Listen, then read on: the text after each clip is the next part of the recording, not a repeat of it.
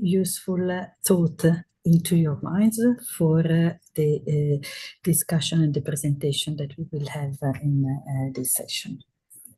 So I can stop sharing and I give the floor to Bente. Thank you very much for that very short and efficient summary of what happened yesterday, which is, of course, very closely linked to what we are doing here. So thank you very much, Marina. Now we are going to look at underlying ocean model components for digital twins applications. And the models are, of course, being used across different thematic twins. That's why we are very happy to have you here, Ivan. So the floor is yours. Thank you, Bente. Thank you for the invitation. And I'm going to share my screen. Okay. Yes. I think that now you can see my screen, and I'm going in presentation mode. Okay. Okay. I have this presentation mainly on behalf of our coordinator of the Editor Model Lab project, Jan Drille, that unfortunately cannot join this session. I'm Ivan Federico from CMCC Foundation, the Euro-Mediterranean Center on Climate Change, and I lead the part related to the models for the digital twin in Editor. Of course, there is the contribution of all the partners, and we will see this contribution also for what concern the part related to the focus application and the what-if scenario, which represent the thematic area where the models are applied. Okay, so what is a digital twin? This is the definition that we like in Editor. Is a consistent, high-resolution, multidimensional, real-time virtual representation of the ocean, combining ocean observation, artificial intelligence, and advanced modeling. I marked advanced modeling here because it is the topic of the presentation, but of course the three main pillars here, observation, artificial intelligence, and modeling, are fundamental to build a digital twin. And this digital twin should create, based on cloud and high-performance computer tools, should create tools for focus application and with the capacity of production of what-if scenarios. Here, what Editor will deliver, the platform based on Editor Infra, of course, Marina can detail more, and the services of Editor Model Lab, which are here highlighted, the different capacity of service that the focus application, what-if scenario and models could take into account, the capacity of explore the data produced by our models embedded in the platform. The user could build your external third-party services based on the model that are embedded in the platform, and eventually the user could also contribute, adding data and services to the digital twin of the platform. This is by the end of the project. Now we are running, we have finalized the second year of the project. So these 3 points are the 3 main ingredients of the experience of the user in our platform with Explore, Create, and Contribute. The models in Editor Model Lab. As I mentioned, there are a component of artificial intelligence, which is not part of this presentation, but very important progress have been done here in terms of emulators for different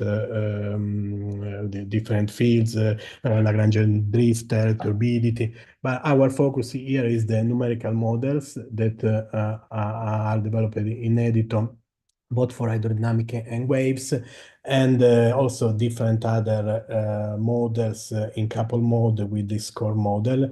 And these developments and improvements we have done at several scales, starting from the global to the region and going towards to the coastal scales, and we will see some example. And of course, the interaction with observation, the interaction with the atmosphere that force our ocean models, and the interaction with the lands and the rivers as actors enforcing our coastal environment model became fundamental. And the connection with the other type of downstream services, such as biogeochemistry, marine species ecosystem, pollution, and ship routing. The main objective for what concerns the numerical models to improve these new models, these next generation of models, is to create ocean configuration. It's also to optimize the model in terms of HPC and GPU, and of course to produce and provide reliable products well validated with satellite and in situ observation.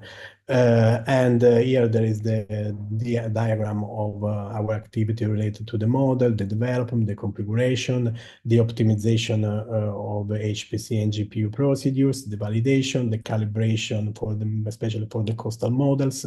And when the model is ready, then is on the Virtual Ocean Model Lab platform and represent the main driver to lead the DTO application, the focus application, and the what-if scenario.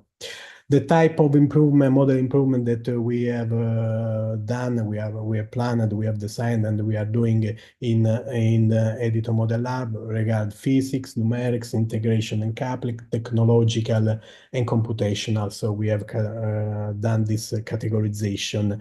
Here we report some type of these improvements. For instance, the tidal representation at the global scale, the inclusion of CI's component for the unstructured model, the wave parameterization advanced for the coastal scale, and then also other improvement, for instance, in NEMO has been improved by Mercator Ocean, including also Runge-Cooked third order, and different other that now just we know the categories that we try to improve, that range, creating a large puzzle of different type of developments to have a robust framework of modeling. This robust framework of modeling we have both for global and regional coastal ocean scale. For the global scale, we have a very important improvement related to the NEMO component done by Mercator Ocean, reaching with this configuration, global configuration resolution of 136 over the entire ocean, and including the Antarctica ice shelf. So the maximum resolution is about 2 and 3 kilometers. It's fully at the reef solving and the submesoscale permitting. There is also the inclusion of the tides, and here there is a representation of how passing from a coarser resolution to the highest resolution, there is this conversion between barotropic and baroclinic induced by the tides. Other type of improvement that we are doing at the global scale regard the usage of unstructured grid models. So new generation is a more frontier for what concerns the global ocean, and we have here the physics related to the circulation, the inclusion of a CI's model in a structured grid, the component related to the tides, and so the interaction to reach the highest resolution at the coast, and to assess the mechanisms that are important at the coast, such as storm surge, and also wave. We have also a wave component developed. Here you can appreciate the resolution at the coast that reached 2 and 3 kilometers, and also some preliminary, some validation of the models. The global scale, and then the regional one. The regional one, for all the partners involved in the project, there are a lot of nearshore coastal regional application, starting from the Adriatic Sea, for instance, developed by CMCC and the University of Bologna, going to the North Sea, South North Sea, and North Sea for what concerns Arion and the German Bight. This is my dog, sorry. And also we have other model developments done by Deltares for the Dutch Wadden Sea and the Dutch coastal shelf area. And for the Baltic Sea, we have the HBM model developed by DMI with a high resolution in the coastal area of the Baltic Sea.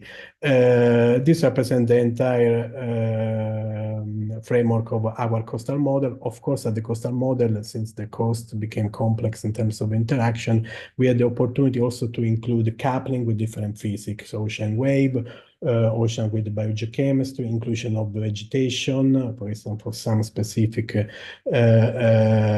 scenarios, and also the inclusion, for instance, in the case of the Elbe, of a suspended particle matter model to take into account process of sediment transport and different morphological, morphodynamic process. So the idea is that when we reach the regional and coastal scale, we have the possibility to include more process and take into account the coupling mechanism between them. Another important activity in the framework of editor is also to take into account the model relocability. So the possibility to have on-demand ocean simulation and forecasting in any region of the world ocean with an easy deploy in the platform of editor. And this one is, of course, based in a downscaling from the Copernicus product. CMCC developed this SURF platform that currently is based on NEMO and embedded in the platform of Editor Model Lab, and it is equipped also by a GUI that facilitates the user to release a version of the model in a region of the world ocean. In this case, we can see an example in the Taranto Gulf in the Ionian Sea, and the user could also decide which type of boundary condition could use, and the final could displayed in the final output for short-term simulations. So model at the global scale, model at the regional coastal scale, and capacity of model relocability. This information are then reported as information to force our focus application and what if scenario. Here there is an example of our the data lab, the dive platform is presented. We are of course in the beta tested area that we are testing our platform, and at the end of the chain we have the real application. So the usage of the model, the artificial intelligence, the observation, and all the other components that are developed in editor are valorized in this focus application. We have one focus application related to marine protected areas and biodiversity.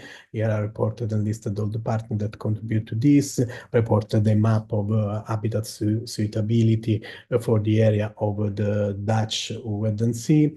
Other focus application related to ship routing for zero carbon, developed by CMCC in this case, and we have this routing trajectory between here from Los Angeles to Shanghai, for instance, and the optimal route in this green corridor. Other application related to the zero pollution, so mainly the oil and the plastic from land, both in terms of definition of hazard along the coast and also in terms of emergency. For instance, here we have a downscaling from the SURF platform, a relocatable platform for the ocean that give the possibility to provide information to an oil spill model in the case of Taranto that we have seen before in terms of distribution of a potential oil. And then the last part is connected to the focus application, is one of the key capacity of a digital twin is the production of what if scenario. And one of these is represented by the nature-based solution. We are developing application for what if scenario related to the usage of the seagrass in the model configuration, and looking at the effect of wave damping and also the currents reduction. This has been done by Herion in German Bight, but also by the University of Bologna in the area of the Adriatic Sea. Other what-if scenarios are related to the plastic for zero pollution, and we report some example in the global configuration done by Mercator Ocean with the Lagrangian drift tool, and also other example by DMI for the Northern Sea. Sorry. And the last one is the one related to the aquaculture for zero carbon, and developed by Deltares, so refer to the marine aquaculture that could offer opportunity for emission and the reduction in potential carbon sequestration. We have some suitability map of offshore wind park for shellfish cultivation. And this is the entire overview related to how the models contribute to the strategy of Editor Model Lab, which type of model we use. Of course, we are using model state of art, and we are developing this model you have seen in the co-design phase, and which type of developments we are doing, both for the unstructured and structured model, and both for configuration at the global scale and at the regional coastal scale. Important in Editor is the capacity also of the model relocability, and how the user could then interface with the platform via on-demand or pre-computed simulation that could explore and customize for the different focus application and what-if scenario. The demonstration lighthouse are biodiversity, zero pollution, and zero carbon. Okay, that's all. Thank you. Thank you very much, Ivan. That was a big chunk of a lot of information, and obviously these models can be used in many different thematic areas. I hope that we can share your slide deck also in connection with the replay of this other recording of this workshop, because I think that was a very useful overview. Just to before we now start on the result, the teams from the Iliad hackathon, I thought I would show you very quickly the thematic areas. So you, Ivan, you were showing some thematic areas where you are applying models, but there are more. And this is just, we are, just scratching the surface here. I think there will be many different thematic digital twins where ocean models of various sorts will be an integral part. So these are the 12 thematic areas that we are addressing in Iliad. So we have about, between 20 and 30 thematic twins under development. They are in the minimum viable product stage already. And so you see here that there's a lot of activities related to the ocean that you can build efficient and very useful digital twins. So wind farm, at the end you mentioned wind farms as a infrastructure to use for aquaculture. That's of course interesting, but you have different renewable energy sources in the ocean. Sediment transport, I think you had some river modeling also included, so that's a good example. Plastic pollution, of course, oil spill simulations, insurance of marine activities, both aquaculture, harmful algae bloom, for instance, is a huge risk for the economic exploitations of the ocean. Ballast water monitoring with all the traffic that we are seeing, fisheries, of course, the traditional, the Met Ocean itself, safety in the harbor, and we have also jellyfish swarm forecast. So I just wanted to show you that. very quickly those, so that you get the backdrop for the twins that we, well, the results from the hackathon that we are now going to have a closer look at. The object, the goal of this hackathon, just to mention that, was to, and what our teams were answering was the digital twin of the ocean in action. So, you know, practical implementation of it, fusing generative artificial intelligence and digital twins, and interoperability between digital twins. Those were the overall goal. And now we will start with the aqua risk metrics. Volker, you are ready to talk about best practices along the data pipeline? Yes, I'll just share my. Do you see the PowerPoint now? Yes. Excellent. Good. Hello everyone, my name is Volker. I'm a researcher at SINTEF, and I will talk a little bit about the I call it good practices because I don't know if it's the best practices, but it's good practices we have worked us towards in the scope of this pilot. So the work was done with these two guys, Jarl Gunnar Taxås and Øystein Knudsen from SINTEF Nord, and me. So as we said, the scope here is aquaculture. And why is aquaculture the scope? So this is aquaculture site in northern Norway. These are 6 pens where they do salmon farming. This is a huge industry in Norway. Last year I checked, 2023, Norway exported 122 billion Norwegian kroner worth of aquaculture grown seafood. So about 12 billion euros. The industry employs 10,000 people in the coastal region, and they pay quite a bit of tax. So economically, for the local communities, for the state, as well as for the employment, is a big thing. Unfortunately, the fish, and in this case it's mostly salmon, they account for about 100 billion in terms of the export value, is facing 3 principal dangers or threats. The first one is from the salmon lice. These are little parasites that can attach themselves to the salmon, and if you get them in there, and if you detect them early enough, you can sort of clean these pens. But if you wait too long, then the harvest will be lost and the fish die. The second main risk is harmful algae blooms.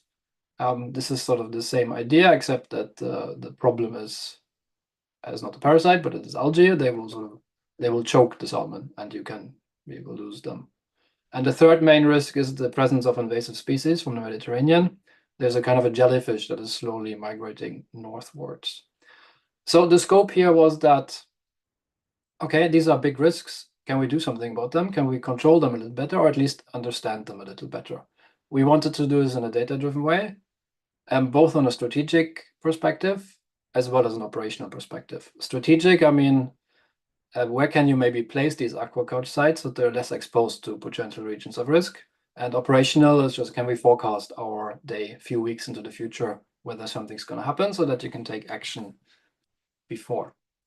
So if you come from a sort of data science background, you will ask, great, what are my data sources? So focusing on the harmful algae bloom, the best data you can get is, of course, if someone goes out in the fjord and collects samples. So on the bottom right, you have the marine biologist. What this person collects is a fantastically calibrated sample of chlorophyll or algae density in a piece of water. But these are point samples. They're very sparse in space and time. So if you want to do this a little bit better, if you want to monitor a large region to understand things better, you can go to ferry boxes. On the left, you see the ferry that goes between Oslo, Norway and Kiel, Germany. And it has a ferry box that continuously reports or collects data about chlorophyll and many other things in the ocean. The data isn't fantastically calibrated, but you can use relative differences. If you want to monitor an even larger area, you can go to satellites. So on the top right here, you see Sentinel-3 satellite. It has an instrument that is really good at detecting chlorophyll in water. There's a lot of processing involved, but you can monitor a large area with good revisit times at the cost of spatial resolution. Great. I have data sources. So now I can combine them. So maybe you haven't done this before. Maybe you're an expert on some other aspect of geospatial data processing. So you start finding out, how do I process the data? Where can I get this data? You Google a bit, and then you get a bit depressed because you get something like this. this is a kind of a vertical slice of the geospatial data processing ecosystem.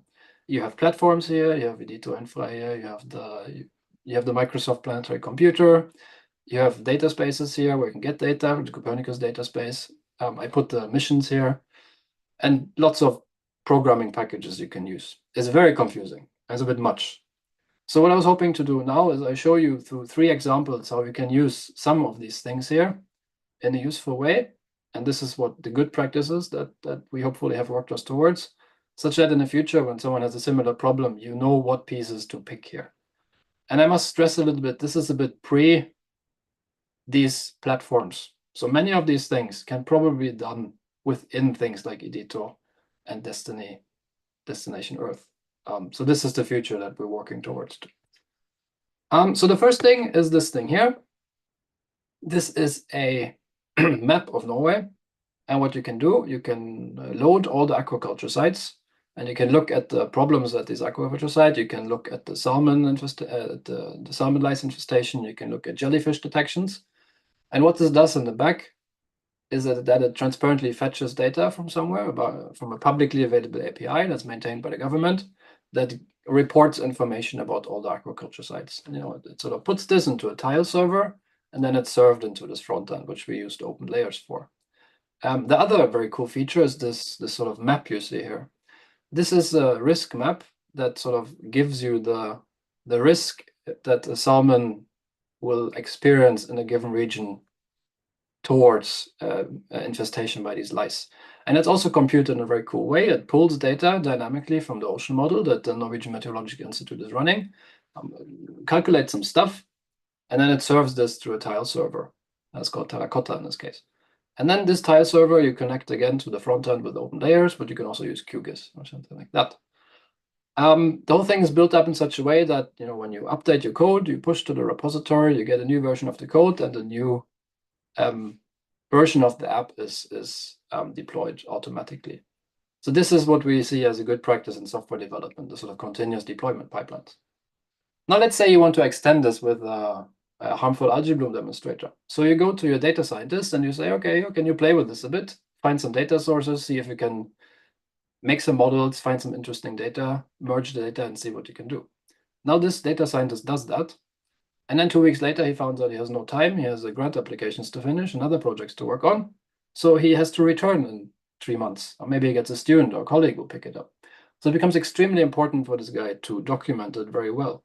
And here, the practice that we sort of recommend is really to use these things called Jupyter notebooks.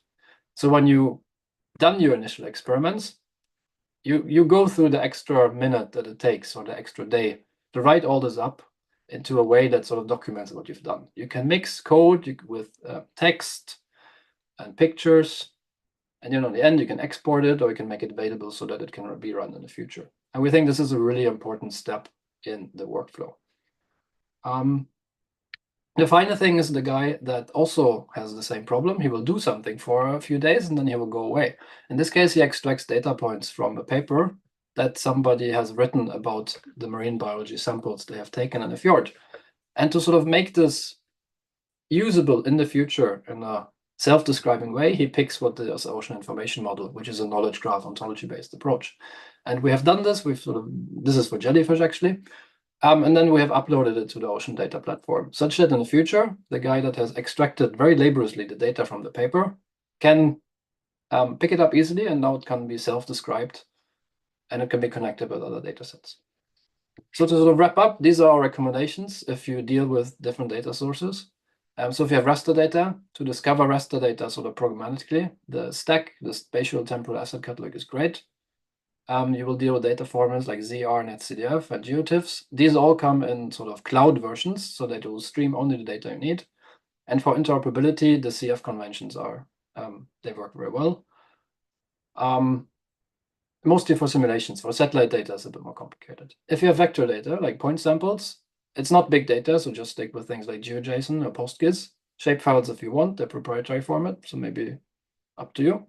And for interoperability, we really think that the ocean information model / everything that's coming from the Open Geospatial Consortium is a good fit. Processing, a little bit biased in the Python ecosystem, but things like PyStack, Xarray are amazing. I really want to mention SatPy because satellite data can be really weird. And SatPy really helps you to take the data from a strange source and puts it onto a grid you can deal with. And for platforms, really, this Jupyter works wherever.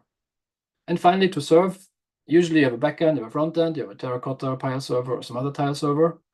PyGeo API is nice because it implements standards. And you put open layers in the front.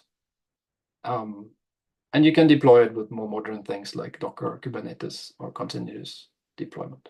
So this is what we would recommend to use. Thank you.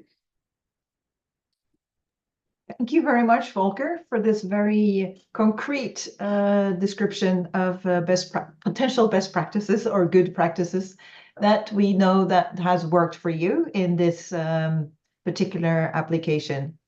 Now, moving on quickly, I see now we should have had the Jellyfish Joyride, which is then not going to happen because of illness. Then Raindrop, Benedicte, you are up next.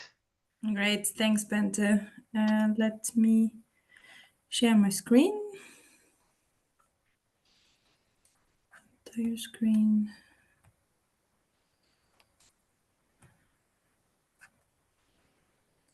So now you should be seeing it properly. If not, Yes. let me know. Great. So yeah, I'm Benedict from Blue Oasis. I'm going to present Raindrop. Very quick word on Blue Oasis and the origin on Raindrop, and then I kept some time to discuss best practices. Not that we are expert on it, but this was a great opportunity to reflect on what we have done and how our best practices can interact with best practices of other platforms. So just a few words on Blue Oasis. We are a young company, 3 years old, originally based in Portugal, but now we have a side office in the Netherlands as well. And we have 4 focus areas. The first one is maritime and renewables, mostly hydrodynamics. One which is Atlantic operations, which is really monitoring, so going out in the sea and getting data and using that data as well. And that links to the third point, which is the digital twin. So what do we do with the data? How can we smartly use it and in a way that is automated and that is real time? And the last one, which is underwater acoustics, which will be the main focus of today. So that's really to understand the impacts that our activities have on the soundscape. So we're 3 years old, but we are already starting to be a big team. It still fits in one slide, so still have quite some potential to grow. And as we grow our products as well, and so does Raindrop. So Raindrop is a noise propagation tool, but why is that important? So as you probably know, marine life, they communicate a lot through sounds. And we make a lot of noise with all our activities in the sea, so that can impact marine life. But marine life is super important for the health of the ocean, which is also responsible for our air and our health on land. So it's very important that we monitor the sounds that is being produced underwater, so that we can have an idea of the health in the ocean, and that we can mitigate threats if there are some. Why do we use sounds instead of cameras? Because you can hear a lot further than you can see in the sea because of turbidity and bad visibility. And so noise is a very promising field to learn a lot more about our oceans. And it's something that is progressively being more and more regulated with protected areas, and also the European Maritime Strategy Framework Directive. Managed to say it in one go. So it's very important, and we decided to work on that and to develop our tool, Raindrop, which basically takes inputs such as the bathymetry and some metocean condition and noise sources. So for example, the IAS of ships. Ships are one of the big source of noise in the ocean.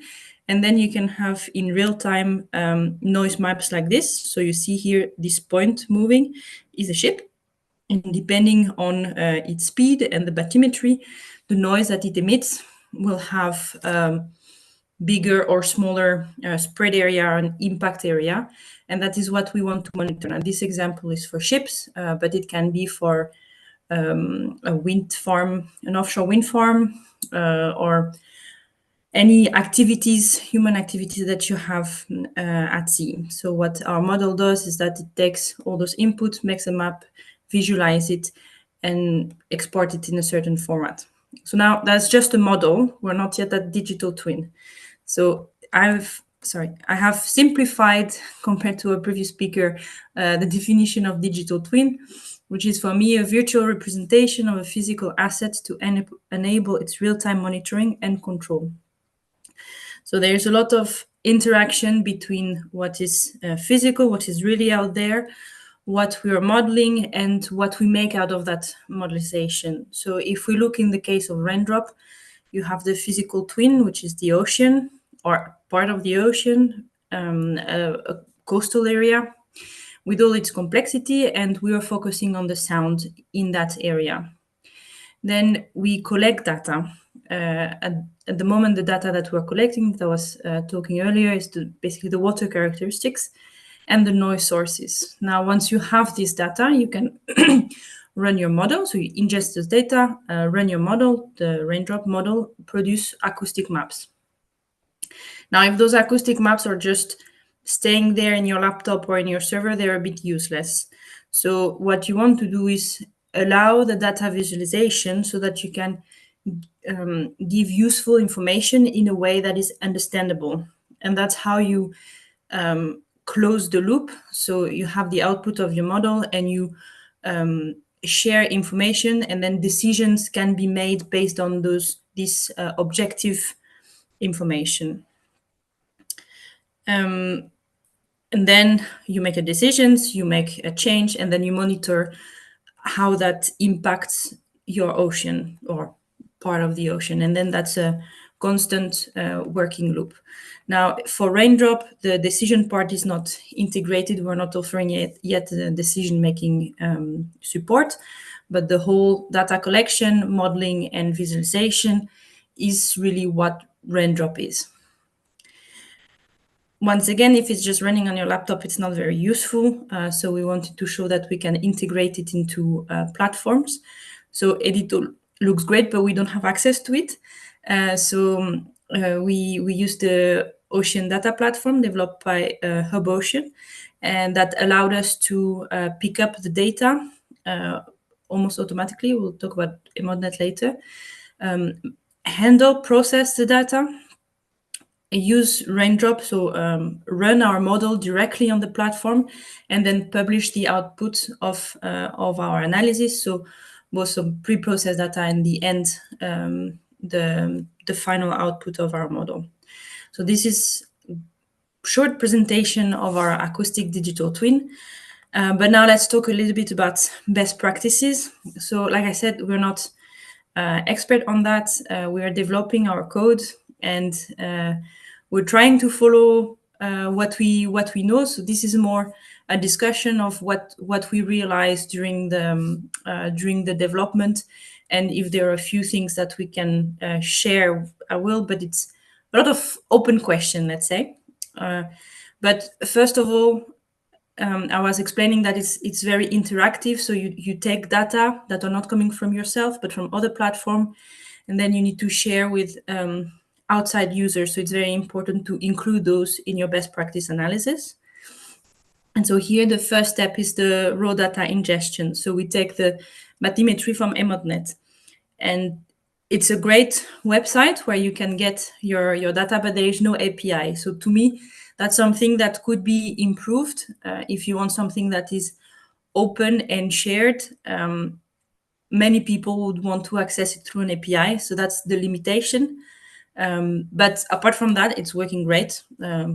So yeah, I really have no complaint. Then for the temperature and salinity, we're using Copernicus, where you have an API, you have a very well done documentation. You can really do everything smoothly. So if you need an example of a platform that gives you access to data in a very interactive and nice way, I would really say, go to Copernicus and go see how it's managed there. And the objective would be to have something similar. And then we take the IAS data, so from the ship, and there is the opposite. There is limited documentation. You have access to the data only in real time. So if your scripts that picks up the data fails, you don't have data. There is no quality check. There is data redundancy. So there are quite some things to be done to process the data. So there, what you could do, because the data provider is not doing or not following probably many best practices, what you could do is manage the data yourself and then republish it following best practices, which is not what we're doing yet, but it was the just a general thought. That's from the data that we're getting, but we're then producing a lot of data. So we process the bathymetry. But then how do we want to share that? Like, do we want to publish it in a CSV or in NetCDF? Do we want to show a linear grid or not? And that's really difficult questions to answer, because there is what you need for your tool, for our tool, for Raindrop, but that is also what makes it interesting for other people. And it's the same with the sound speed profile. So from the temperature and salinity, we calculate the sound speed profile following all the best practices, the literature, etc. But then how do we share it? There is the way that we need it in Raindrop. There is the way that maybe other people would find interesting and useful. So there is always a bit of a balance that is quite difficult to find. And the last point on it's not really raw data, but publication, is the noise sources. So from the IAS, we calculate, again, following the best practices, the equivalent noise emission of the ship. But then this is all hidden in our software. So would it make sense to publish that data as well? Would that be best practice, or would that be just throwing random additional data that is not really needed because you can recalculate it easier? So maybe then the best practice is more to explain how you get the data, how somebody else can get that data, rather than just throwing it out somewhere. Like I was saying, it's more questions than recommendation, but here we reach the modeling, which is more our core business. So there we have more recommendation. So Raindrop is a complex tool. It's not just a Jupyter notebook that you can run. So there, what we found really useful is to have a configuration file, so that not only the developer is able to run it, but you have this file where you can very clearly set your configuration, and then you just run another one, and everything else is in the background. And that's very important if you want your tool to be used by multiple people. Still, in that regard, when you have a complex code like that, you always have problems with libraries and compilers and versions and things like that. So it's very important to use containers. And at Blue Oasis, we usually use Docker, but unfortunately, it's not allowed on every HPC. High computing, high performance computing. So that's maybe there we would be happy to receive some guidance of, okay, which one is the containerizing tool that will allow us to use it everywhere. Maybe it's not possible because all HPC, all platforms have different requirements, but that's an issue that we've been having. And the final part is the need for validation. So this is just modeling, but you really want to make sure that the data that you're publishing is accurate. And for that, you also need to have really local acoustic, in our case, sensors to make sure that what you're producing is correct. And then the final part is, okay, now you've run your model. What do you do with the output?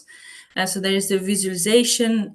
There are lots of questions. So this is actually this is a 3D domain, right? You have from the bottom of the ocean to the surface, and then you have the propagation of each frequency.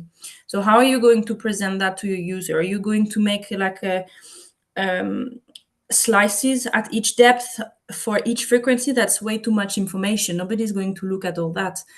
And do you want to present just pictures that people can look at, or a movie, or again, a netcdf? And that the question, I think, is really, that depends on your user. So it's very important. I'm not sure that for this kind of things there is like a best practice.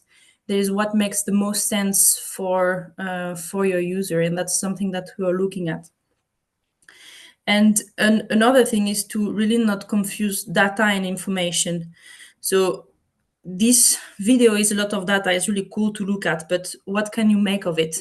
Like, then you have a yellow spot. Does that mean that it's too loud or not? You don't know from just looking at this graph. So there are some European guidelines that say what is the sound pressure level that is too high and or acceptable. But it's really important to not just publish data without explanation on what it means.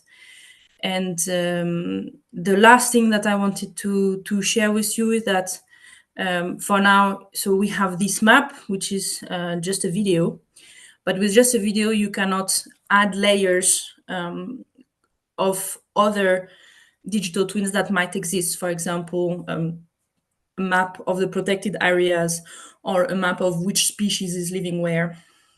So that's also something to take into consideration when publishing your data and trying to think of the best way to do it.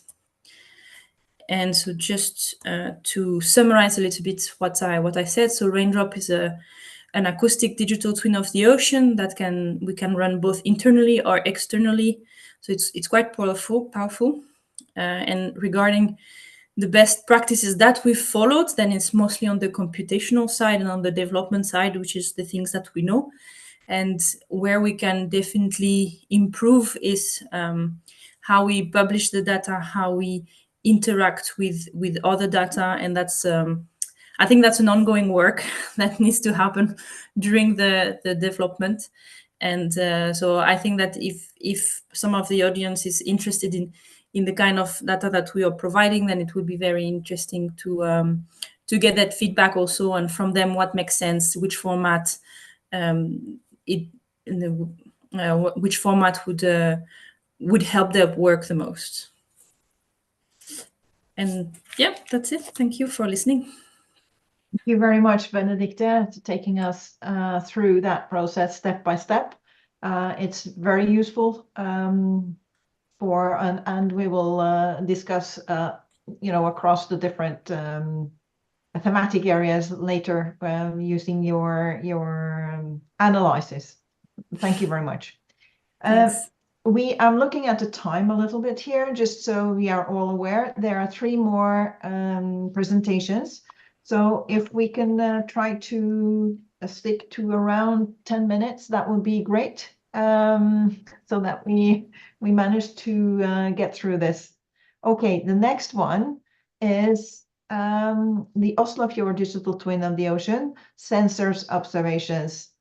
And I remark all of these teams that you are now being presented were asked to use different components of what Iliad has produced. And the digital twin of the ocean and Oslofjord were using several components, but in this presentation, Ricardo is focusing on sensors, right? Ricardo, the floor is yours. I will try to give an overview, but yeah, basically, yeah.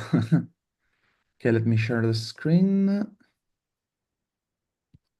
All right. So welcome everybody, I'm Ricardo, and I will guide you through the work that we've done with the digital twin of the Oslofjord, with a focus also on sensor observations and how we implemented the whole thing. So I will not go into details of what digital twins are, as already been done by my colleagues before, but to go a bit more into how we structure our twin, we have a threefold structure.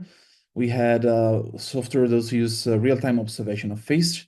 So in this case, the sensors are mainly the camera that were installed near the Meteorological Institute building in which we're working on the hackathon. Then we have domain knowledge, and we use the domain knowledge to have information on the biodiversity, as well as like the water quality that might influence the life of fish culture in the area. And then we also have a drifter and a calculation, and in there we will have several models in which we will use the information based on the sensors. And from there, we can use our digital twin to have possibility for descriptive and prescriptive and predictive analysis, mainly into the possibility of having insight as well as sort of trying to answer in question and also try to refine our model as well. So first things first, what's the main knowledge and why we needed that? Well, simply because we have different species that will live in the area of the Oslo Fjord, and we want to know for each of them, for example, which might be the condition for them to live, for example, based on temperature, oxygen, and salinity. Of course, in the hackathon, we didn't have sort of enough time and knowledge and expertise to go too much into detail of like the various diversity of the various species that can live in there, as well as the exact information that we might be capturing. So we try to use some heuristics, as well as some information that could have been sort of found online to have a possible mapping for each of them. And then we try to focus on small kind of species that we sort of knew we could have been captured with the various sense of observation. So what we use is this program called YOLO, or You Only Look One.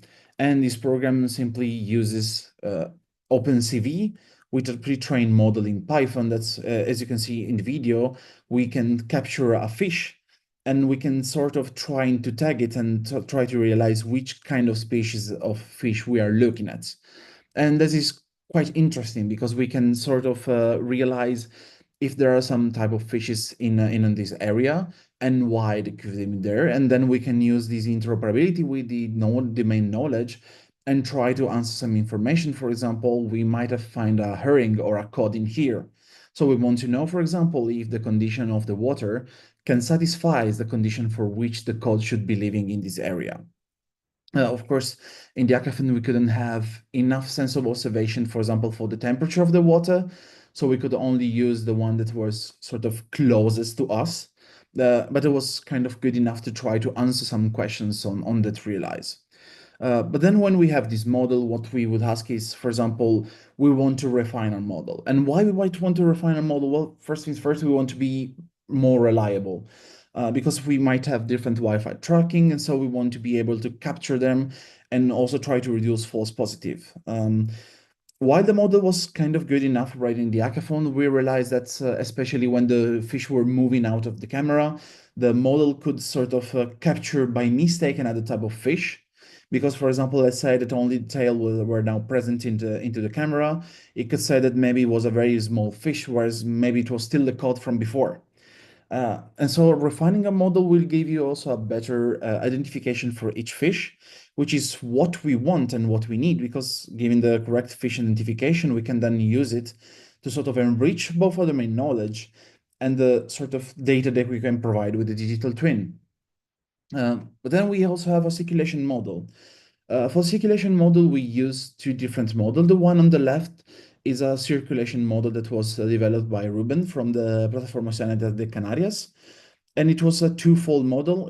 One was a very rich circulation model that will show the various currents inside the Oslo Fjord, but it also had the possibility, as you can see in the picture on the left, if you tag on a specific point, you can try to make a simulation of the drifting of the particles from that model using the currents that was inside the model. The one on the right is the model developed by the Meteorological Institute, which is OpenDrift. And we used also that one to sort of try to make a simulation based on the same point to try to see where drifting would go. The one on the center is an actual drifter that was given to us by the Iliad Hackathon that was placed near Slemstad. And the black line that you can see here is the actual trajectory. So as you can see, both models were quite similar in the outcome, and both of them were not extremely precise. although if you can see the trajectories wasn't too far off the actual trajectory. So then we have these measurements, and why are they could be needed? Well, using sensor measurements, for example, GPS for the drifter, we can improve the accuracy and the reliability of these two models, because you can sort of compare the actual outcome with the simulated one and then try to wonder why we could have, for example, some drifting information. With sensor measurements, we can also provide dynamic feedback, because we can use them then to adjust, for example, models for prediction or for insight in the digital twin. And plus, when we integrate this information inside the model, we can also use them to better improve also the predictive analysis and the predictive predictions of the model itself. So when we want to compare different models, why we might need, for example, both the circulation model and the OpenDrift? Well, when we compare both models, we could have, for example, cross-validation. We could try to see the results of one versus the results of the other and try to see if they are similar or if they differ, and if so, why they might differ. And also when we compare them with the actual sort of path that we follow with the actual sensor, we can try to understand why or where simulation might be kind of wrong. And that might be for different kind of reasons. For example, we might have a wind factor that was not considered at first, or especially in the fjord, we might have a lot of boat, and the boat might generate waves, and the waves might move the drifter also, because we need to remember that the drifter are quite small and quite light. So waves that get generated might move them quite apart, or simply because we are not using enough precision in the model, or maybe for other reasons. But having multiple sort of information and also the actual path can allows us to sort of wondering these kind of questions and try to analyze them, and also try to find the prediction model and the kind of parameters that we might be using to further enhance our model. And then as final step, we made an API integration. Now you can see there's a small video that will show you, and this kind of integration had both the knowledge base that were used by application. It had the model for OpenDrift to automatically make simulations, and also was connected to the fish species, the YOLO model that we showed before. And every time we will see a fish in there from the camera, we will ask our API to retrieve all the information for the species that we were looking for. And this way we could have, for example, information that we might need it to then kind of make some insights and see, for example, we find a Goldsini wrasse or a cod, and we want to know if the kind of information that we have from the sensors matches the one we have on the knowledge base. And if so, then we're good. If not, then we might want to know why the fish might be there, or why the conditions of the water change that much. And then again, for the API, some best practices that we have sort of realized when doing it is that the API should be designed with a clear and consistent structure, especially when you use standards, because when you use, for example, a good structure that follows some standards, it makes easy for you to integrate with other, for example, tools, but also for other to use our tools integrated with their kind of technology. Then we noticed that ensuring security and privacy has to be enforced at all time. In our case, we didn't have like sensitive information or kind of private informations, but we might in future have, for example, sensors based on boats and stuff, and then we need to ensure sort of anonymize that, because while we need only the sensors, those information might still be there. So we need to ensure that it's handled properly. And then third, and maybe even most important, is that documentation is key. Writing a good documentation for all the code and the API makes it possible for everybody to use your API as well as integrate it with our own system. So what we want to go from there? Well, first things first, the circulation model was very nice, and we want to use that as base element for everybody to see, so it can be used for kind of baseline for everybody. We want to have a front end in which we can also use the YOLO there directly for people to maybe having different cameras and to see them in live.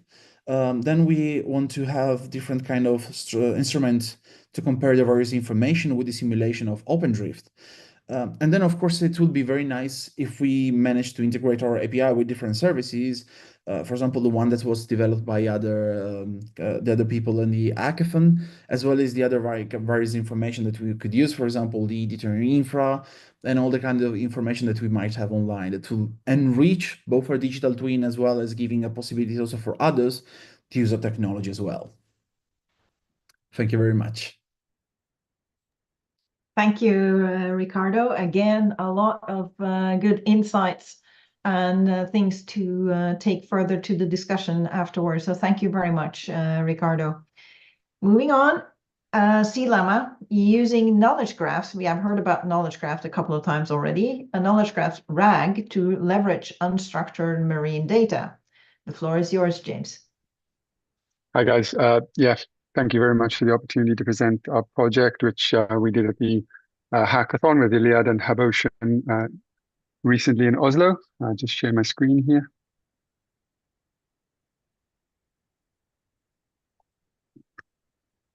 Can you see the presentation? Yes. Yeah. Okay, so our project for the hackathon really was, we call it C-Llama, was using knowledge graph RAG to leverage unstructured marine data. So essentially using knowledge graphs, concept of retrieval, augmented generation, and also large language models to upload like marine data, unstructured data, and get like more concise responses from LLMs based on user queries. So I'll just do a quick intro, talk about GraphRag a little bit, and then our workflow evolution. Our best practices really, I'll talk about at the end in development of the tool. We did align with some best practices for generating knowledge graphs and implementing RAG. But really, this was like a new tool that we developed just for the hackathon. So we learned a lot about best practices within the ocean data community just by participating in the hackathon, really. So we talk a little bit about what we discovered and what we were advised as we went through the process. So I joined some colleagues or team members from the Marine Institute of Ireland.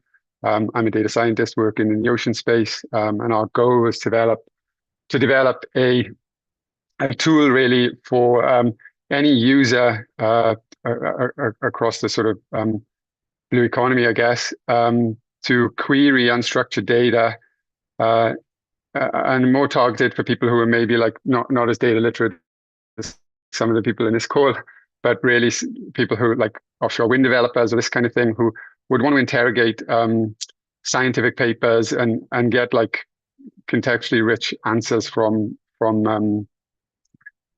large language models to help them in their particular work or their domain. So we'll talk about how we did that.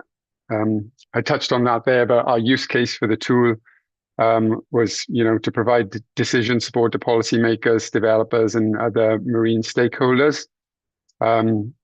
So people can interact with spatial data and get context from that, supported by a large language model, asking questions of literature that was uploaded, and kind of playing with this theme of digital twin plus generative AI, which was a theme for the hackathon. So one of our key use cases was if you're an offshore renewable energy developer and you want to build a wind farm, you could use the tool to ask a query such as, are there humpback whales present?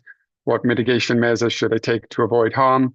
And then the unstructured PDFs that were preloaded into the tool hopefully would give the large language model more to work with, so that the answers you get back were just much more relevant to your use case and to what you're trying to do. So we've touched on knowledge graph a little bit on this call already, but I'll talk about the stages to implementing knowledge graph and retrieval augmented generation.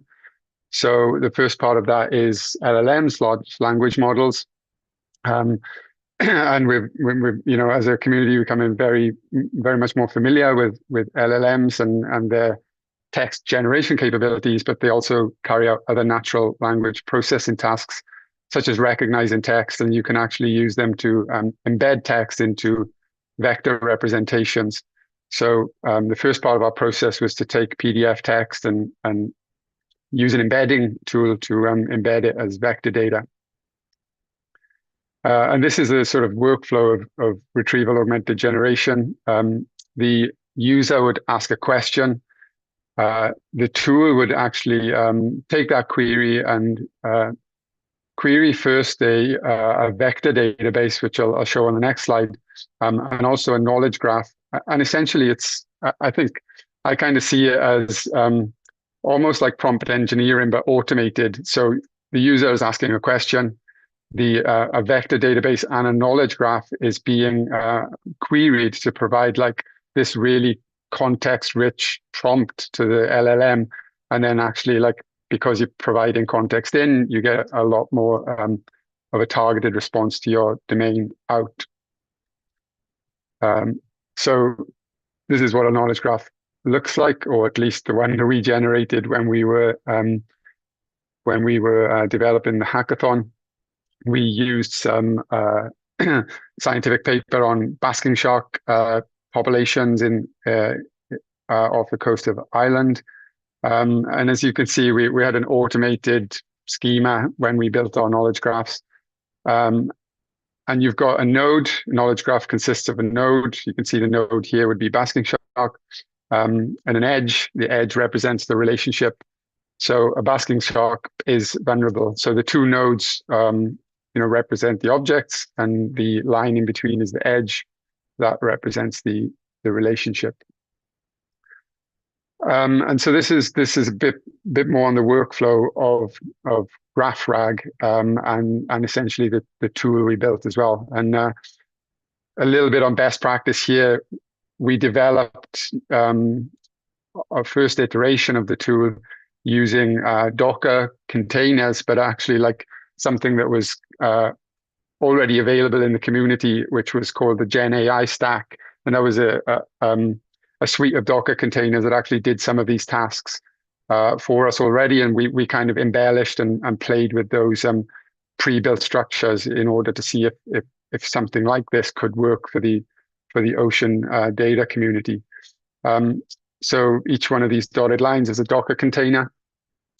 The first one here is the support agent. So this is a web-based chatbot almost. So the user is presented with a web UI. You can upload your PDFs through the web UI. That actually builds a vector index and a vector database, and also a knowledge graph. And through that same UI, you can ask your user question. And what the system does is, based on the content of your user question, it does a similarity search in the vector database, finds similar nodes, and then traverses a knowledge graph around those similar nodes in order to build this kind of like more contextually rich prompt to feed to the LLM. And then a response is generated based on what you feed in. So this is the UI we developed on the right here. It's a web UI. You can drop in your PDFs. You can build the knowledge graph, and then you can ask a query of that knowledge graph. So we originally started with Docker containers. This has been mentioned before, where Docker is not able to be deployed everywhere. So we actually, for the hackathon, worked inside the Ocean data platform, Hub Ocean's virtual workspace. We were able to use Docker containers there. So we actually rebuilt our whole tool using the Jupyter Lab environment. We played with different embedding models. We mainly used automated schemas. And in terms of best practice within the Ocean community, this was a big area of learning for us, is like knowledge graph schemas and ontologies. And how do you actually build these to be interoperable with the wider Ocean community? This was just a first pass tool, and something that was also a proof of concept. So we used mainly automated knowledge graph generation, and we learned a lot about what we would do going forward and aligning with best practices in the Ocean data space. So our results were to leverage LLMs to, as I said, automatically generate knowledge graphs. We were able to store those inside a graph database. We actually used Neo4j, which is a popular graph store. However, it's pretty proprietary and closed. and it's not actually great for open sharing. So that was our main learning in terms of like what not to do if you want to share that with the wider community and scientific community. But we were able to test the LLM answers, and we had good responses. We adapt our prototype to different workspaces. We tested the ODP API to sort of give us an idea of how we'd work with APIs and data ingestion going forward. And we also tested with tabular data. Challenges for this kind of project were GPU resource, LLM API tokens. I'm regularly running out of API calls, so that was a challenge. Working with tabular data and how to create knowledge graphs from tabular data, and which schemas to use. Coming back to schemas again, which to use to represent that in an open, shareable way.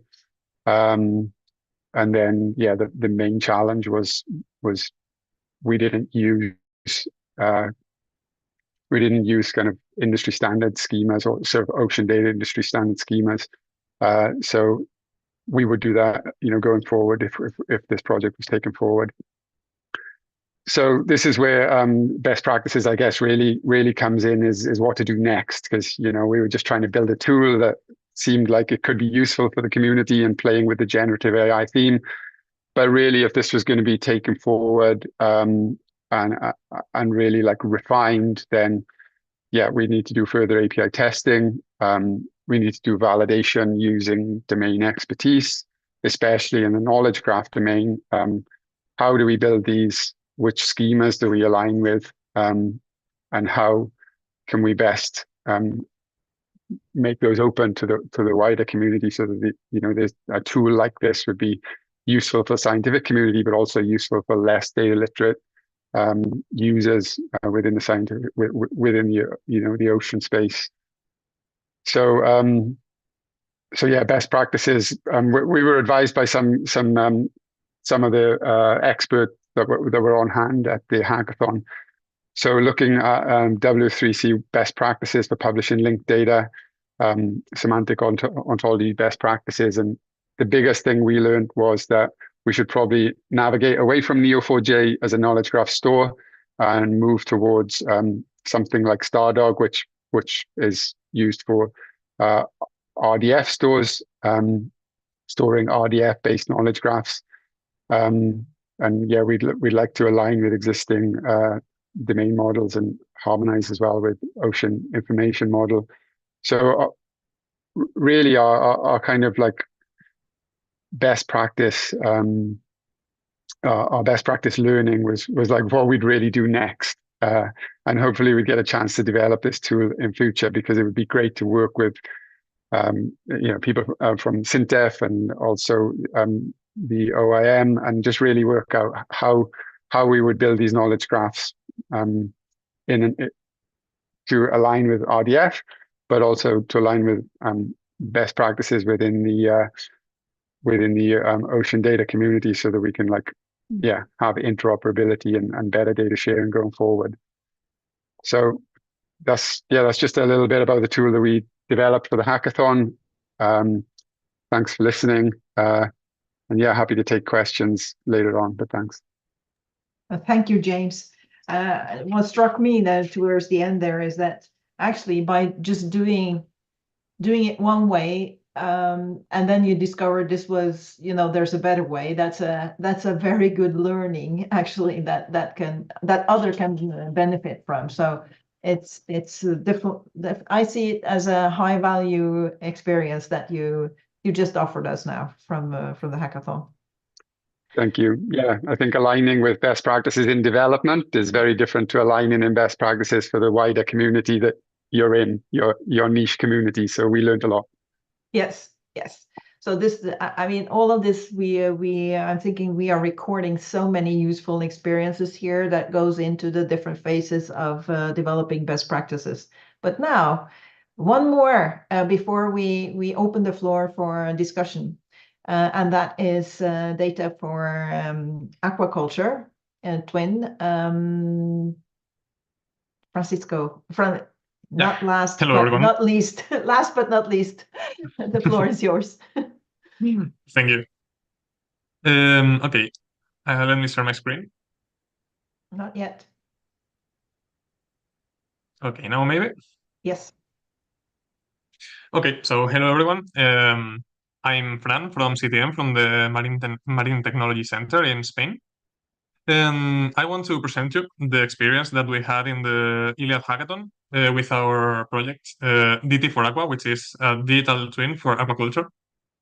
So, as an introduction, the context of this project, why are we doing this? Well, our objective was improving aquaculture industry, making use of technology, of course. We are a technology center, so that's what we do here. So first of all, we have like two different approaches that we wanted to address with this project. So we had to decide if we wanted to focus in an operational model or production model. And in order to take this decision, we based on some recent history that we have here in Spain. So maybe you heard about the Gloria storm that happened in 2020. And this storm really affected the aquaculture sector in Spain, especially in the southeast coast where we are based. So this was something that was really close to us, and we wanted to try help the aquaculture business in our area using technology. So that's why we came with this project. And what we wanted to develop was a predictive maintenance application, so that this business, this aquaculture business, could include the predictive maintenance inside the maintenance that they are doing now. So this is something that most of you may know, but predictive maintenance is the kind of maintenance that you do with previously collected data, and then allows the manager of the fish farm to know when they have to carry out the maintenance and when it's not needed yet. So it can also save time, money, and reduce the ecological impact, because as you know, when there's losses in the aquaculture cages, that impacts the environment. So that's something that we wanted to address too. And yeah, the thing that this predictive model can do is understanding the limits of the structure in real time. So every day, you know if it's going to get through the next day based on the weather prediction and on the actual the in real time condition of your infrastructure. Okay, so as you can see here, the start point is identifying the assets that are critical and that you have to study. So that's what we did. That's where we started at. We developed this predictive model with a list of inputs that may grow in the future, but right now are the significant wave height, the current direction, and then the current speed and the wave period. And based on these inputs, we obtain some outputs, which are the net deformation, the fatigue of the anchorings of the cages, and also the load tensions of the capes. So the first thing that we did, we held a pilot here in the Mediterranean, in the coast of Murcia in Spain. And we measured with sensors both these inputs and outputs so that we could train this model. And once we have this model completely trained, we can predict these outputs based on the given inputs, but they can be like real inputs, so the weather prediction or the weather conditions in real time, but also simulated inputs, so we can like ingest that data and calculate what will be the outputs. So there's not many technical data in my slides, I believe, but I can tell you that this predictive model was, of course, developed in Python and used the random forest machine learning for the first approach that we did for this predictive model. This one has actually been validated and received the Jacomar Award this year in Spain for innovation in aquaculture. But right now we are working on a second approach for this predictive model, which uses neural networks and also deep learning.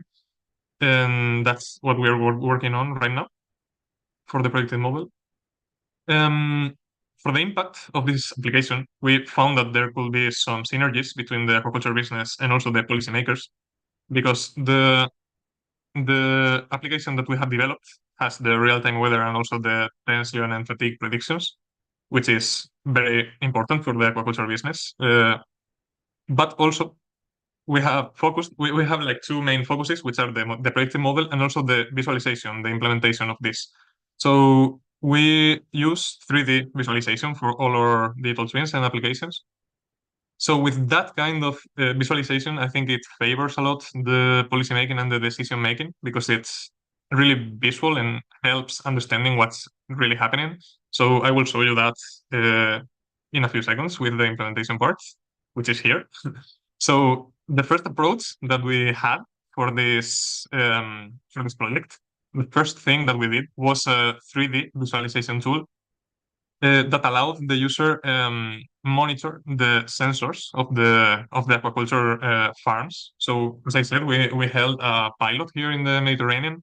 We installed this load sensor and deformation sensors in the cages, and we also have our sensor for the current, for the speeds, making also the weather predictions from different platforms. So we validated this predicted model with the inputs of the weather and the outputs that these sensors measure. And this was the first approach, the first 3D visualization that we developed. Then there's this second part, which is the application that we actually presented in Oslo for the Iliad Hackathon. So this is what you saw. And as you can see here, we have at the left part some weather parameters and predictive tensions. So this is all the things that I'm showing are implemented in Unity. So the 3D applications have been developed in Unity and also making use of APIs that we have developed in Django REST framework, so that we can receive the weather parameters from different platforms and also show the predictive tension and the deformations that we have previously calculated in the backend with our predictive models. And in this 3D front end, the user can also set the parameters for their cages, so they can input the diameters, the heights, the species, and many things that right now are not being considered for model, but they are giving us the data so that we can in the future improve the predictive models, having the dimensions of the cages and the different forms that these cages have depending on the species that they're having. So finally, I want to show you here a short video of the third stage, let's say, of the application. I'm not sure if there will be low frame rates because of the screen share, but this last stage of the application, we can see the more detailed functioning of this model and how the cage dynamics are being changed in real time depending on the speed of the wind and on the wave height and on all of these input parameters that I said earlier. And it's a really good visualization tool for having a real imagining. You don't have to imagine it, you can see what's actually going on in the aquaculture farms. So just to finish with conclusions and the next steps, where to go next. So this was focused on best practices, good practices, standards, etc. So we think that we know that this the implementation and the use of this 3D visualization tool with the predictive models that I talked about improves the reliability of the aquaculture infrastructure in the operational area. And we think that maybe it would be interesting for the business if there was some kind of standard with insurance companies that the culture companies that use this kind of applications to predict tensions and have this data will get some kind of discount or something, like having this contact with the insurance business. Then we know that the use of this tool will reduce the impact on the ecosystem, as I said earlier, and enhance the use of the resources that are managed in the fish farm. And finally, this tool, once it has been implemented in different environments, because as I said, right now it has been only validated for the Mediterranean Sea and the coast of Spain, the southeast coast. But if we implement these sensors in different environments and validate the model in different places. This will be a really powerful tool for policy and decision making, helping like decide which areas are more suitable for this kind of installations. So I don't want to take more time for this. So it's all from me. Thank you, everyone. Thank you so much, Francisco. Thank you. Excellent. I'm getting inspired again after hearing all of these wonderful work that y'all did during the hackathon. It's quite impressive. And now you also helped us to single out the work on best practices and standards. Now, and you already covered a lot of it in your presentations, but I thought, well, first of all, the floor is open for questions. So you can, I believe you can raise your hands, Katarina, and then we can give you the floor, I guess. And then, but while you are thinking of questions for the panelists here for all the speakers, I thought I would ask the panelists, so you, the speaker, the process around considering best practices and standards. You have all described it more in different ways, but can you expand a little bit on your approach to find and when to find best practices and standards? How was that process in your project?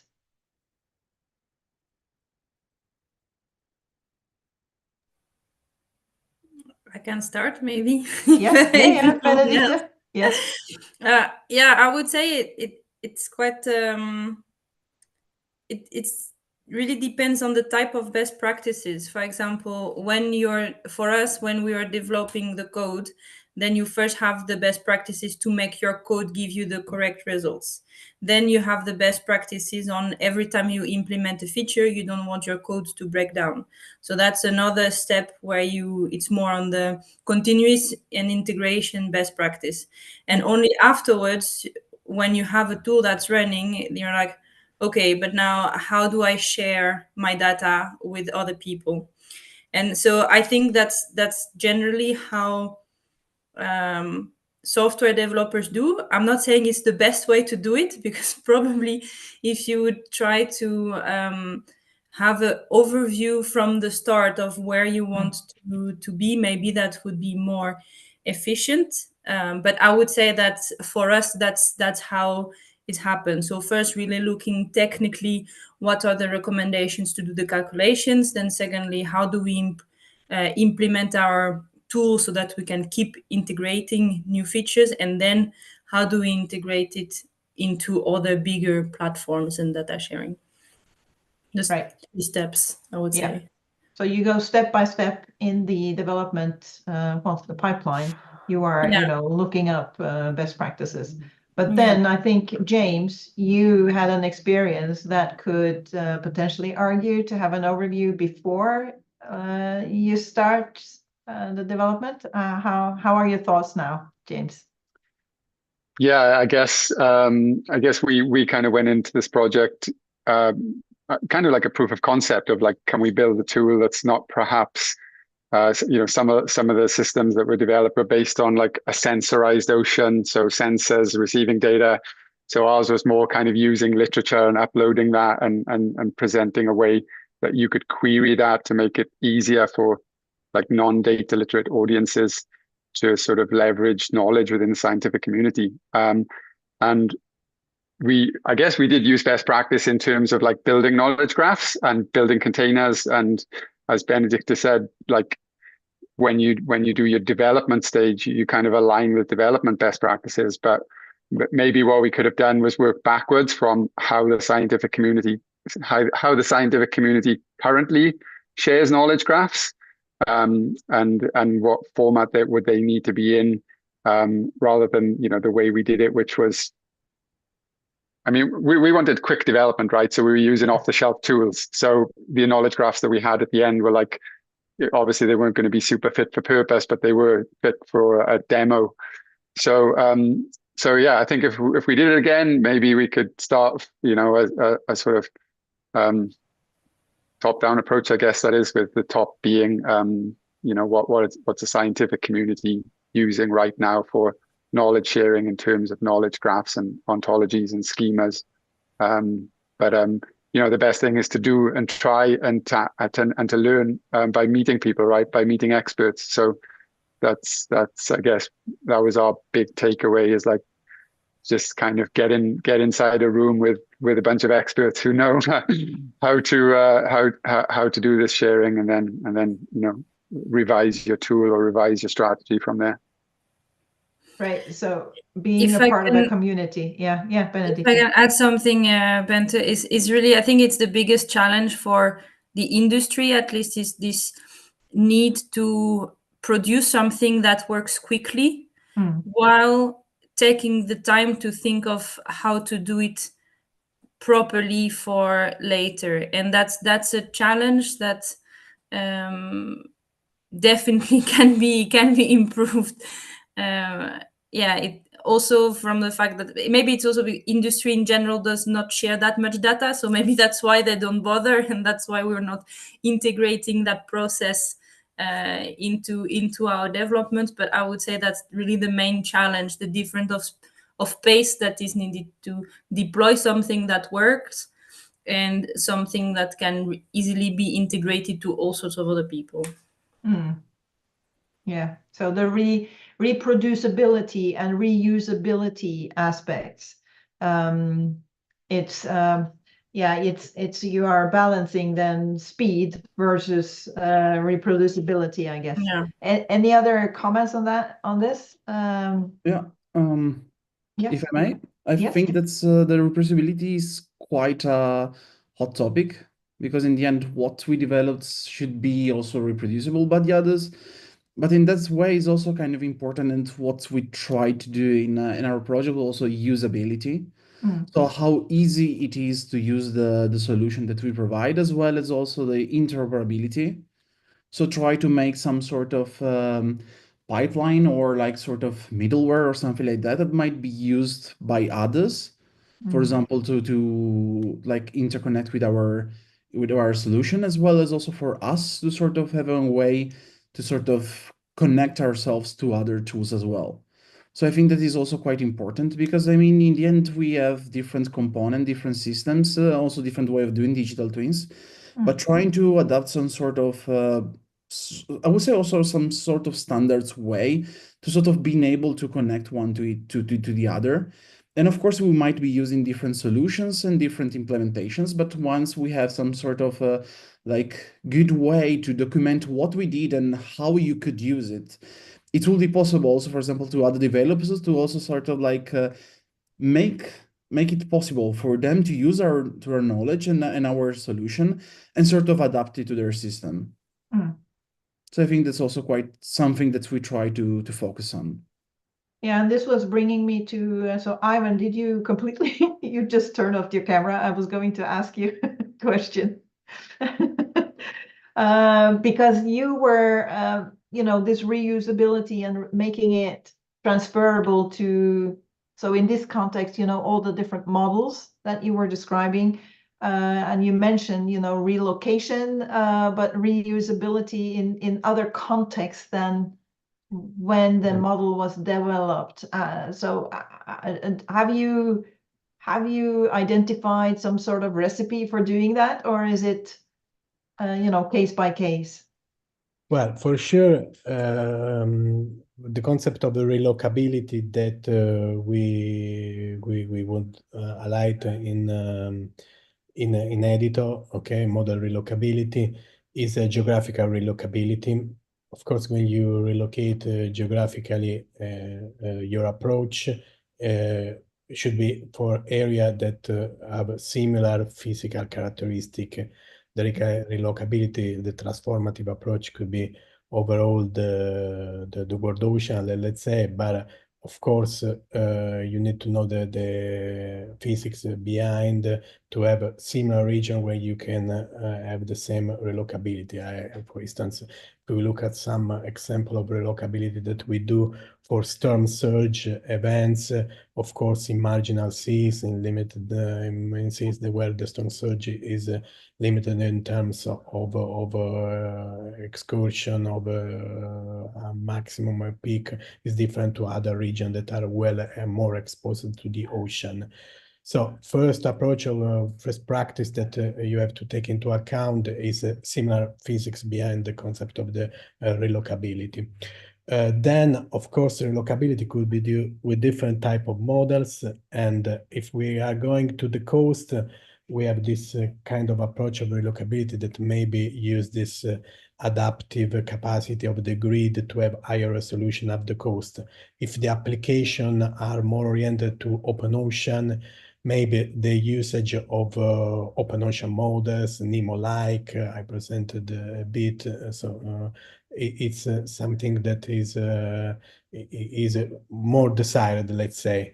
So the idea of the relocability, the transformative approach, yeah, it is also oriented to the needs of the community, of the type of hazard that you want to take into account. Our relocability is mainly to create the physics with the ocean model. Of course, then the different drivers and hazard that comes from the physics could be different for the different geographical area. Yeah, this one is mailed the points. I agree also with the concept that arrived during the presentation about the interoperability of the data. And also during this discussion, also because we have to think that maybe some digital twins also in terms of output could feed other application, other downstream digital twins. So we spend a lot in Edito about also the standardization of the approach of the output format, because of course our digital twin are oriented to also to have a validation of the results. We have a different type of format. Mainly NetCDF is the one that we use in community of our ocean, but format again scattered, regular one, and also the tool for displaying the results, for validate the results, should have an harmonized format to take into account these results. Yeah, I think this could be related to the concept of relocability and interoperability. Then I have other comments that about the type of approach related to the containerization. I just make some note. I see.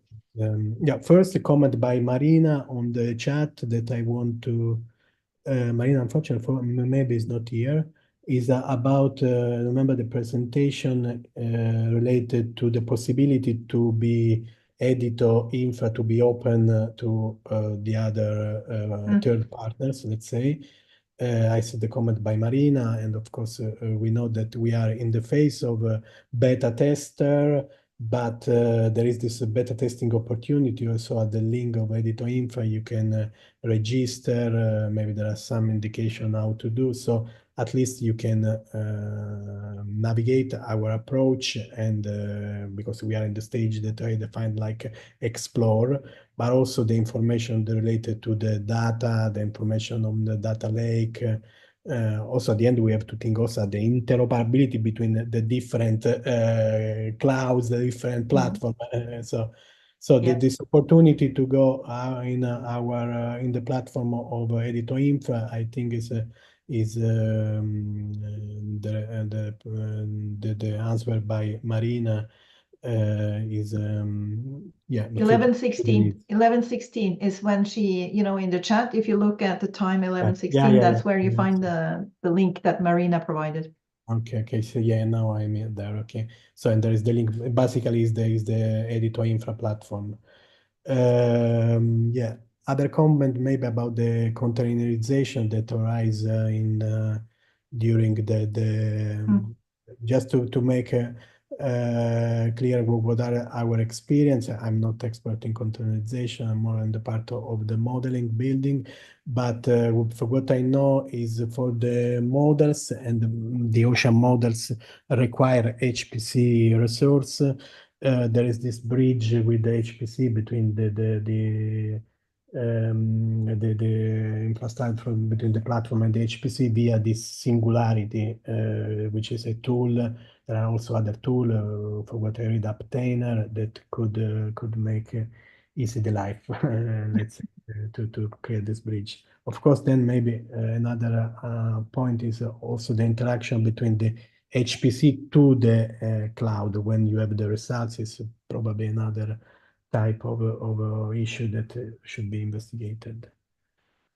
Okay, so yes, because in Iliad we are, our approach is a federated system where we are and cloud agnostic, platform agnostic, and that's so we in the hackathon we were getting specific follow-up on the Hub Ocean platform, the ocean data platform, but of course.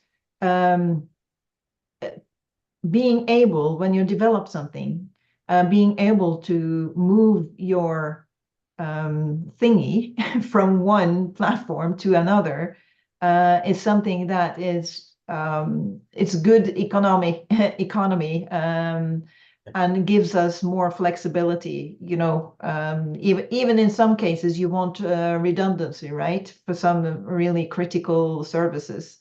So we hope that we will be able to. It will be interesting to see you developed it now. So the hackers here developed it on the Ocean Data platform, and being able to actually repeat and do it on the Edito platform. That would be an interesting exercise. That again, and could provide us with input to some best practices, how to actually do that. Because the devil's in the details. You really need to do, what do I do first, second, in very much detail, right? Do you agree? Can I see some nodding here? Yeah. It's so explaining this for newcomers and for experts in other fields. Remember, we are talking about thematic twins here, and if you do it in one place, you don't necessarily know how to do it in a second place, right? So your environment will be different. So developing some sort of best practice related to transforming your solutions from one platform to another, in this case, from the Ocean Data platform to Edito, would be a very nice exercise. I don't know if Edito, if you have the capacity to support teams with help. I mean, one thing is to get the credentials, right? The login information. Another thing is to get some support. Okay, actually, there is a team that support also via a chat online for our let's say we are the beta users that we are the one that we are building the platform. I guess that this support will be also for the beta user opportunity side. Of course, the team is the one related to the Mercator Ocean team and the Edito Infra platform. Yeah, and of course, each deploy could be assisted and supported, I guess. Yeah, but as a user, I'm practically also a user of the platform, because Edito Infra is something that is built outside, and then we have Edito model as a model that use the platform. We had enough support to release our deployment, whatever models and applications.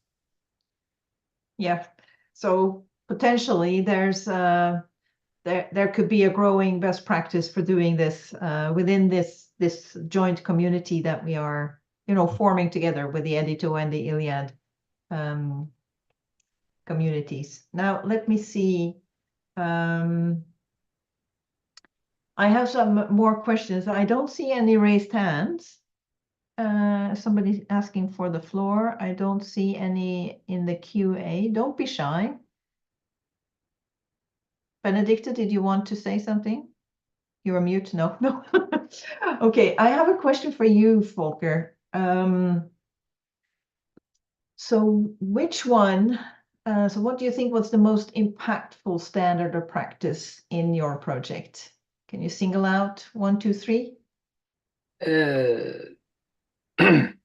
I think in the end, it was really to just a good overview of the packages. Because what I presented in the end was not what we started with. So it's a little bit, you try a lot, and then this doesn't work, and you try something else, and then you stumble across something randomly. So I think that this iterative process is important. Okay. This, you make it work first, and then you make it better.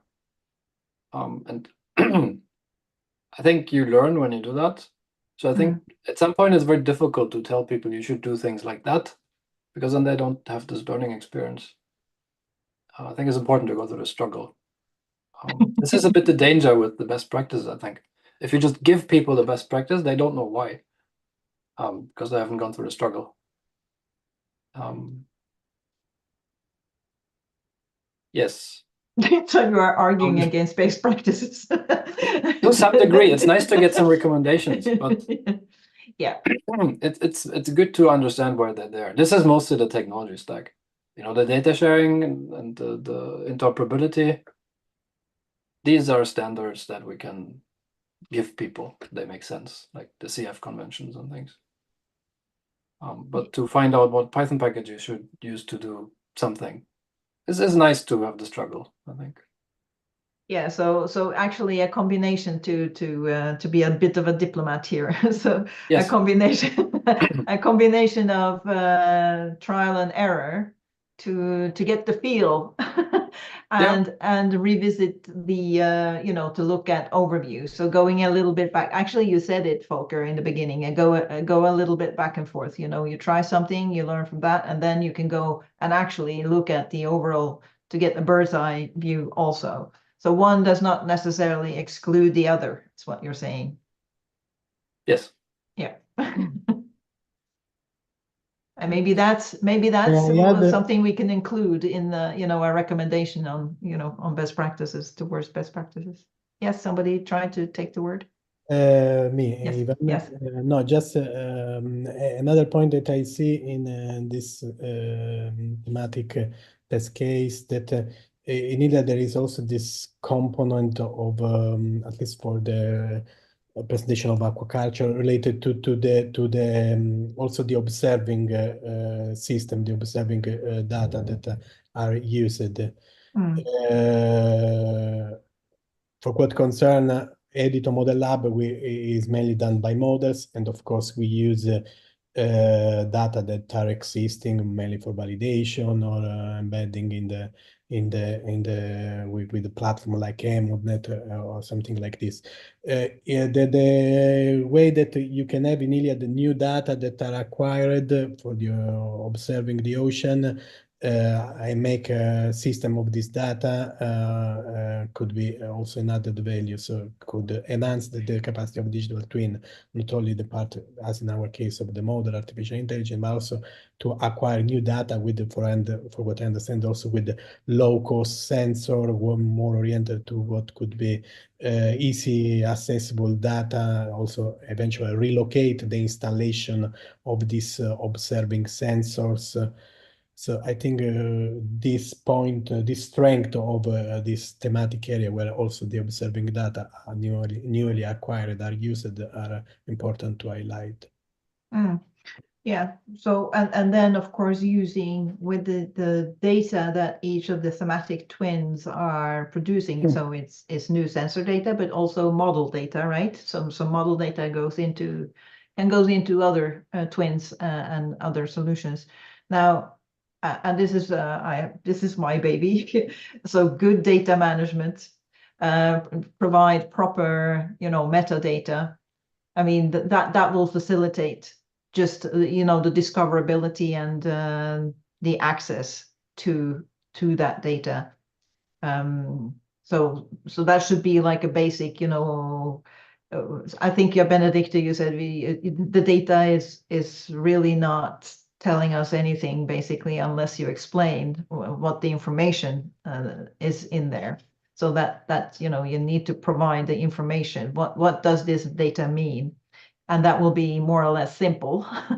And part of that process, part of that last process, is also to make sure that you in your documentation include good metadata so that it can be fed into other twins and other applications, not necessarily twins. I mean, I must say, as it was a bit like what Benedict also mentioned, I was very impressed with the way Copernicus makes away its data. The stack catalog that they have for the satellite data, they also have Landsat in there, is very nice. So there's a lot to re-implement, I think, for others to present things in similar ways. Yes. So in general, I would say that the satellite, so the space-based data community, so remote sensing community, they have been working together for such a long time to make their data interoperable and accessible. In situ data, like we often see, sensors in the ocean, tide gauges, in different in situ data, that's a whole other story.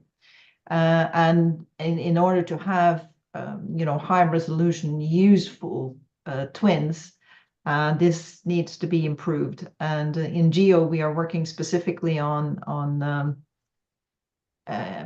addressing the issues related to in situ data. But I think that the twins, we can provide, thematically, good examples on how in situ data and actually also model data, which is a third category in a way. It's not satellite data, it's model data, and then you have in situ data. But all of this needs to be really well documented, so meaning good data management, and also all along the entire life cycle of data, from the collection to the repository and the maintenance of the repository. I don't know if this resonates with some. Maybe for you, Ivan, at least, when you are input data, you need to know, is it, so which version of the satellite, reprocessed data are you looking at? These kind of things matters. I have a question for you, Francisco, we are about to close. During the hackathon, you actually filled in a best practice template. And do you think this could be a viable way of documenting more practices in digital twins of the ocean efforts? You mean with the template, no? If the template is a good, yeah. Okay. So I found it really well structured. I think I had an easy time, let's say, filling it, because it was really detailed and could really address the things and the needs that I had. So yeah, I mean, for my case, it was a good way. Still, it was the first time that I was filling that kind of form. So I'm not really sure if it could be better ways or not, but I found it suitable for what I needed. So yeah, I mean, there's still a lot of work in order to like translate what we have, at least what I have developed into a practice. But that's a good starting point, I think, because at least it points out what are the needs and what's expected from a practice, from a good practice. So yeah, I think it's a really good starting point, at least. Yep, very good to hear. So with that, we are bang on 2 hours we've been here. So I thank you, all of the speakers, again. Excellent presentations. For the first time I'm hearing you, Ivan. Excellent also. And we will, so Abel, and you've seen here, Abel here, he has been making records of, and we'll summarize our discussions and your input here so that it goes to the overall workshop. It will be reported by tomorrow when this Ocean Best Practices whole workshop, hybrid workshop is ending. So again, thank you so much for your effort. I really hope that you will continue to stay in the community. Of course, we have more telling stories about what you have been doing, and I'm addressing the hackers here. We will continue to produce visibility material for the work you have done. It's very impressive, all of you. So thank you very much, and until the next time. Thank you, Bente. See you soon. Thanks, sir. Thank Thank you. you, Bente. Thank you. Bye-bye. Bye. For the Bye-bye. presentation.